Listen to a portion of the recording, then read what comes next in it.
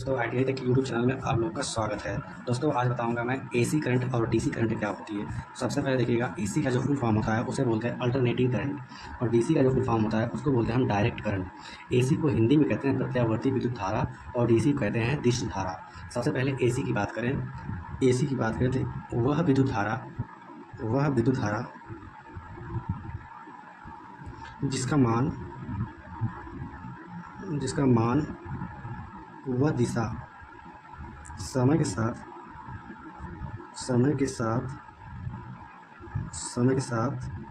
परिवर्तित हो उसे एसी कहते हैं, यानी अल्टरनेटिंग करंट कहते हैं। अब देखिएगा डीसी का जो परिभाषा बनता है, डीसी का वह विद्युत धारा जिसका मान व दिशा नियत हो, यानी कांस्टेंट हो, नियत हो, उसे डायरेक्ट करंट यानी डीसी कहते हैं। अब देखिएगा दोनों में अंतर क्या है। जो एसी करंट होती है इसका जो वेव होता है ये कुछ इस प्रकार से होता है। जो एसी धारा होती है इसका मान एक बार शून्य होता है, शून्य से बढ़ते बढ़ते बढ़ते अपने पीक वैल्यू तक जाएगी। यहाँ इसको हम बोलेंगे शिखर मान या पीक वैल्यू। फिर उसके बाद इसको हम हाफ साइकिल लेंगे, यहाँ तक इसको हाफ साइकिल बोलेंगे और यहाँ से यहाँ तक ये आपका नेगेटिव हाफ साइकिल हो गया। यहाँ पे ये आपका पॉजिटिव हाफ साइकिल कहलाएगा और यहाँ से यहाँ तक ये नेगेटिव हाफ साइकिल कहलाएगा। अब इसी प्रकार अगर हम डीसी के देखें तो इसकी जो वेव फॉर्म होती है सीधी होती है, ये सीधी होती है। जिसका मान और दिशा है क्या है, नियत है, कांस्टेंट वैल्यू से क्या है करंट फ्लो हो रही है। लेकिन यहाँ पर जो करंट है वो अपना मान और दिशा, मान बोले तो वोल्टेज और करंट, दिशा बोले तो पॉजिटिव और नेगेटिव। तो आधा साइकिल पॉजिटिव में चलेगी, फिर यहाँ पर वैल्यू 0 हो जाएगा, फिर उसके बाद नेगेटिव में साइकिल में चलेगी। तो इस प्रकार से एसी करंट चलती है। तो अगर बात करें हम कि एसी और डीसी दोनों में खतरनाक कौन है, तो हम कहेंगे कि डीसी खतरनाक है। ये वाला जो है खतरनाक ज़्यादा है। क्यों? अगर बात करें, देखिएगा जो एसी करंट होता है ये आपका 90 वोल्ट पर झटका देना प्रारंभ करता है, लेकिन जो डीसी होती है ये 80 वोल्ट पर ही झटका देना प्रारंभ करती है। अब देखिएगा एसी में तो चांस है बचने के, लेकिन डीसी में चांस नहीं होता है। आप सोचेंगे कि भाई जो बैटरी से करंट मिलता है उसमें तो करंट में लगता ही नहीं है, लेकिन जो सप्लाई से करंट आता है उसमें बहुत ज़्यादा झटका लगता है। तो हम कहेंगे कि भैया एसी वाला खतरनाक है, लेकिन ऐसा नहीं होता है। एसी वाला खतरनाक नहीं होता है। क्यों नहीं होता है? देखिए क्या कह रहा है कि 90 वोल्ट पर झटका देना प्रारंभ करती है। तो जो हमारे घर में सप्लाई वोल्टेज मिलता है वो कितना वोल्टेज मिलता है आपको? नॉर्मली अगर आरएमएस की बात करें, आरएमएस वैल्यू आपका 230 वोल्ट मिलता है हमें, लेकिन डीसी में हमें कितना मिलता है? 12 वोल्ट मिलता है, 24 वोल्ट मिलता है, या इससे कम 6 वोल्ट मिलता है। यही मिलता है आपको देखने के लिए। तो कितने पे झटका दे रहा है? 80 वोल्ट पर। तो क्या ये 80 वोल्ट है? नहीं है।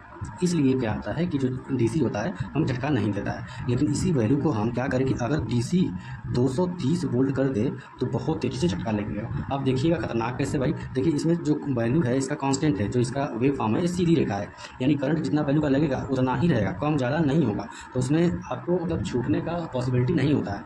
लेकिन एसी में जो होता है आपका यहाँ से बढ़ता जाएगा अपने पीक वैल्यू तक जाएगा, फिर घटता जाएगा, फिर यहाँ तक आएगा तो शून्य होगा, यहाँ पर शून्य होगा, फिर नेगेटिव साइकिल में जाएगा आप। तो यहाँ पर जैसे ही आएगा तो उसी टाइम हमें क्या होता है कि झटका महसूस होता है और झटक देता है हमें। जो करंट लगता है उस वहाँ से हम दूर जाते हैं, झटक जाते हैं, तो उस टाइम हम बच जाते हैं, है ना। लेकिन डीसी में ऐसा कतई नहीं होता है, ठीक है। अब एसी में जो इसका वेव फॉर्म साइनसॉइडल ऐसा बन रहा है ये फ्रिक्वेंसी की वजह से बन रहा है। किसकी वजह से? फ्रिक्वेंसी की वजह से बन रहा है। फ्रिक्वेंसी का फार्मूला होता है वो F बराबर 1/T, टाइम टी और टाइम या समय अंतराल बात करें, समय अंतराल होता है, टाइम पीरियड होता है, ये फ्रिक्वेंसी हो गया। तो फ्रिक्वेंसी अगर हम बात करें तो भारत की हमारी फ्रिक्वेंसी होती है 50 हर्ट्ज। जो भारत की फ्रिक्वेंसी होती है वो 50 हर्ट्ज होती है ना। तो अगर बात करें तो ये जो आपका बल्ब होता है ये 1 सेकंड में, आप फ्रिक्वेंसी कहते हैं किसे हैं? तो 1 सेकंड में पूरा किए गए चक्रों की संख्या को हम फ्रिक्वेंसी कहते हैं। 1 सेकंड में पूरा किए गए चक्रों की संख्या को हम फ्रिक्वेंसी कहते हैं। ये कितना चक्कर है? ये आधा चक्कर यहाँ से यहाँ तक हुआ, फिर यहाँ से ये आधा चक्कर हुआ, कुल मिलाकर के 1 साइकिल हो गया। तो 1 सेकंड में पूरा किए गए साइकिल्स को संख्या को हम क्या कहते हैं? फ्रिक्वेंसी कहते हैं। तो फ्रिक्वेंसी कितनी रखी जाती है? 50 हर्ट्ज रखी जाती है। यानी अगर बात करें तो जो बल्ब होता है आपका ये 1 सेकंड में 50 बार जलता है, 50 बार बुझता है। यानी बात करें तो 100 बार ये क्रिया होती है, 100 बार जलता बुझता है। इसलिए हमें वो दिखता दिखता नहीं है कि जल रहा है बुझ रहा है, 1 सेकंड की बात कर रहा है ना, तो इसलिए नहीं दिखता है। अगर देखो, अगर हम फ्रीक्वेंसी को यहाँ से घटा लें, फ्रीक्वेंसी को यहाँ से घटा लें, 50 हर्ट्ज़ की जगह पे हम रख दें 20 से 25 हर्ट्ज़ रख दें, तो वहाँ पर हमें टाइम बहुत ज़्यादा मिल जाएगा। टाइम क्या मिल जाएगा? ज़्यादा मिल जाएगा। अब टाइम अगर ज़्यादा मिल जाएगा तो हम किसी चीज़ को देख सकते हैं आसानी से। जैसे हम बात करें तो अगर ट्रेन है, तो ट्रेन बहुत तेज़ी से अगर 80-85 की स्पीड में निकल रही है, तो हम बहुत ज़्यादा गिन नहीं पाएंगे कि कहाँ पे कौन व्यक्ति है या कितना डब्बा है, हम गिन नहीं पाएंगे।